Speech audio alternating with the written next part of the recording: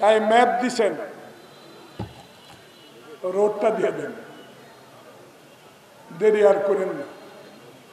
দেরি করলে দেরির ফলাফল কি জানেন?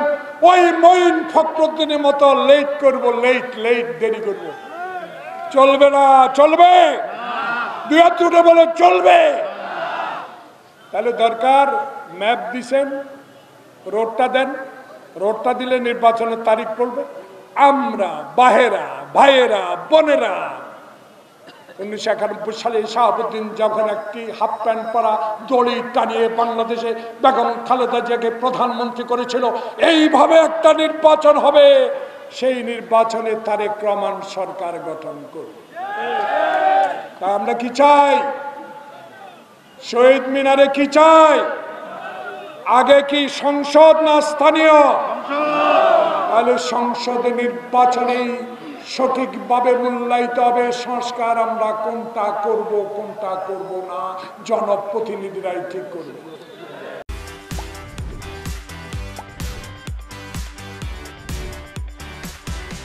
শক্ত হাতে যে দল আপনারা ধরে নিয়েছেন, ধরে রেখেছেন, সেই দলের কর্মীদেরকে আমি সাহস দিয়ে বলতে পারি, আল্লাহ রসুল ছাড়া পৃথিবীতে কোনো শক্তি নাই আর খালেদা জিয়া, শহীদ জিয়ার, তারেক জিয়ার দলকে আর ডুবাইতে পারে বাংলাদেশ। কারণ দেখে যাও, দুপুর 12:30 নীলফামারীর এই শহীদ মিনারে হাজার হাজার মানুষ রৌদ্রতাপ উপেক্ষা করে বসে আছে। একটি কারণ, আমার নেতা তারেক রহমান বলেছে, বাংলাদেশে হাসিনার মৃত ব্যক্তির ভোট আর চাই না। দিনের ভোট দিনে চাই, রাতে চাই না।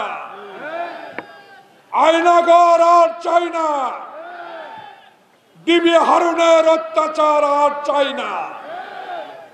অতীতের এই নীলফামারীর এমপি বিনা কারণে মামলা জেল কাটতে আর চাই না।